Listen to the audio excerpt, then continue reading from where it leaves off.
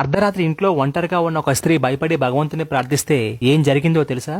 కర్ణాటకలోని కన్నూరు గ్రామంలో శివరామకృష్ణ హెగ్డే, మీనాక్షి అనే పేద బ్రాహ్మణ కుటుంబం జీవిస్తూ ఉండేది. వారికి పెళ్లై 15 సంవత్సరాలు దాటినా సంతానం లేదు. ఎన్నో వ్రతాలు, నోములు, అనేక పుణ్యక్షేత్రాలు దర్శించుకున్నారు, కానీ సంతానం కలగకపోయేసరికి ఎంతో నిరాశకు గురయ్యారు. కానీ ఎప్పుడూ దైవాన్ని దూషించలేదు. అంతా భగవతేచ్ఛ అనుకుంటూ సరిపెట్టుకునేవారు. ఒకరోజు భర్త ఏదో ముఖ్యమైన పని ఉందని పొరుగురు వెళ్లాలని చెప్పాడు. అది శ్రావణ మాసం, వర్షాకాలం. అందులోనూ తుఫాను వచ్చేలా ఉంది. పైగా రేపు మంగళవారం, మంగళగౌరి పూజ ఉంది. మీరు త్వరగా వచ్చేయండి అని చెప్పింది భార్య మీనాక్షి. త్వరగా వచ్చేస్తాను అని చెప్పి భర్త బయలుదేరాడు. భర్త వెళ్లిన కాసేపటికే పెద్ద వర్షం. ఆ ఉరుముల శబ్దానికి భయపడిన మీనాక్షి భగవంతుణ్ణి ప్రార్థించింది. అంతలోనే ఎవరో తలుపు కొడుతున్న శబ్దం. ఈ సమయంలో ఎవరై ఉంటారు? ఒకవేళ నా భర్త తిరిగి వచ్చాడేమో అనుకుని వెళ్లి తలుపు తెరిచి చూడగా సుగంధ పరిమళాల గుబాలింపు, సాంబ్రాణి ధూపం వేసినట్టు దట్టమైన సుగంధాల పొగలో ఒక దీపం కనిపించింది. ఎదురుగా చేతిలో దీపాన్ని పట్టుకుని ఒక పండు ముత్తైదువు నిలబడి ఉంది. తెల్లని జుత్తుతో ఎర్రని చీర కట్టుకుని, రూపాయి బిల్లంత ఎర్రటి బొట్టు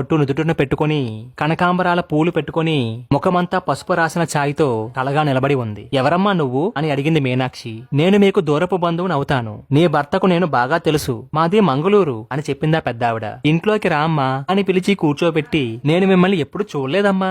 నా భర్త కూడా ఎప్పుడు చెప్పలేదే మీ గురించి. మీరు ఏ విధంగా నాకు బంధువులవుతారు అని అడిగింది మీనాక్షి. అప్పుడు ఆ పెద్దావిడ, నీ భర్త నీతో చెప్పి ఉండకపోవచ్చు, కానీ వాడు నన్ను రోజూ తలుచుకుంటాడు. నీకు కూడా నేనెవరో తెలుస్తుందిలే అని చెప్పగానే అంతలోనే ఒక పెద్ద పిడుగు పడిన శబ్దం వినిపిస్తుంది. ఆ శబ్దానికి కంగారు పడిన మీనాక్షిని, భయపడకు, నేనున్నాను కదా అని చెప్పిందా పెద్దావిడ. నా భర్త లేకపోవడంతో భయంగా ఉందమ్మా అని మీనాక్షి చెప్పగానే, భయపడకు, నువ్వు భయపడతావనే నేనొచ్చింది. బాగా పొద్దుపోయింది, ఇక నిద్రపో. రేపు నువ్వు గౌరీ పూజ చెయ్యాలి కదా, చాలా పనులు ఉన్నాయి, ఇక నిద్రపో అని చెప్పగానే, నాకు నిద్ర రావట్లేదమ్మా, చాలా భయంగా ఉందమ్మా అని మీనాక్షి చెప్పగానే, భయపడకు, నా ఒళ్ళో తలపెట్టుకుని నిద్రపో, నేను ఎలాగూ మెలకుగానే ఉంటాను అని చెప్పి మీనాక్షిని ఒళ్ళో పడుకోబెట్టుకుందా పెద్దావిడ. తెల్లవారుగానే మీనాక్షి కళ్ళు తెరిచి, అయ్యో ఎంత పని చేశానమ్మా, రాత్రంతా నీ వల్లో పడుకుని నీకు ఇబ్బంది పెట్టాను, నా వల్ల నువ్వు నిద్రపోకుండా ఉన్నావు అని చెప్పగానే, నేను నిద్రపోతే ఎలా, సర్లే నువ్వు వెళ్లి నీ పూజకు ఏర్పాట్లు చేసుకో అని చెప్పిందా పెద్దావిడ. మీనాక్షి పూజకు సంబంధించిన ఏర్పాట్లన్నీ పూర్తి చేసి ఆ పెద్దావిడ వంక చూసింది. నువ్వు తయారయ్యావు,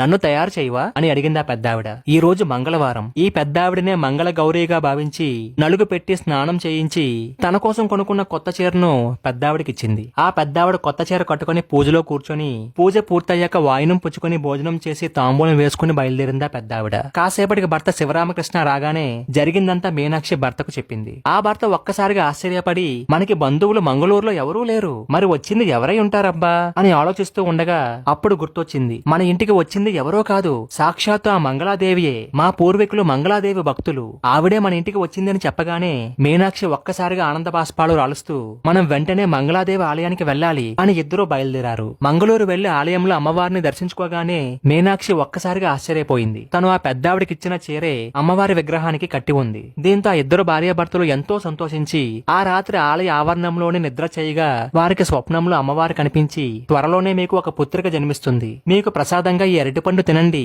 అని చెప్పి అంతర్ధానమైంది. వెంటనే మెలకువ వచ్చి చూస్తే వారి పక్కనే ఒక అరటిపండు ఉంది. అది ప్రసాదంగా ఇద్దరూ స్వీకరించారు. తర్వాత రోజు స్నానాలు ముగించుకుని అమ్మవారి దర్శనానికి మళ్ళా వెళ్ళగా ఆ ఆలయ అర్చకుడు మీనాక్షికి చీరనిచ్చి, అమ్మవారు స్వప్నంలో కనిపించి మీకు ఈ చీర ఇమ్మంది అని చెప్పాడు. అది విన్న వారి ఆనందానికి అవధులు లేవు. అమ్మవారి అనుగ్రహాన వారికి ఒక సుదినాన ఒక సుపుత్రిక జన్మించింది. ఆ పుత్రికకు సర్వమంగళ అని పేరు పెట్టుకున్నారు. ఈ లీలను కన్నడ దేశంలోని మంగళూరు ప్రాంతంలో శ్రావణ మాసంలో భక్తులు చెప్పుకుంటూ ఉంటారు. ఇలాంటి అమ్మవారి లీలలు భక్తుల జీవితాల్లో లెక్కలేనని ఉన్నాయి. మనకు ఆ అమ్మ అనుగ్రహం ఉంటే తనే మన ఇంటికి వచ్చి సౌభాగ్యాన్ని కలిగిస్తుంది. నమ్మి కొలిస్తే అమ్మ తప్పకుండా పలుకుతుంది. మీరేమంటారు? అవునంటారా, కాదంటారా?